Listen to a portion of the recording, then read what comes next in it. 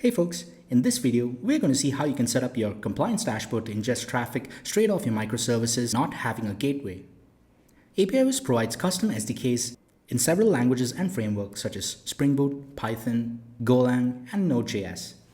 You can view information about your compliant and non-compliant APIs in terms of design-level breaches, as well as security-level threats that are found in your live traffic. Get a breakdown of all your zombie and shadow API traffic as well. Get a resource level breakdown of all APIs in your production runtime. View audit logs of every single transaction with a unique transaction ID, and each transaction will have the compliance information in terms of the design level breaches such as enums, data types, and any non-compliance with respect to your OpenAPI spec, as well as security. But that's not all. You can also configure custom security patterns such as your SQL injection attacks, JavaScript, XPath, and server-side threats.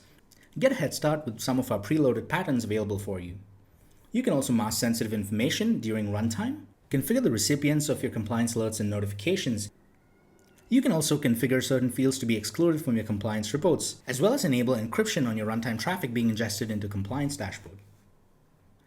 Let's see how we can set this up in a Spring Boot project. Head over to your codebase, open your POM XML, and add the dependency for compliance, the APIwiz enable detect. Head over to your service and add the single annotation called enable compliance.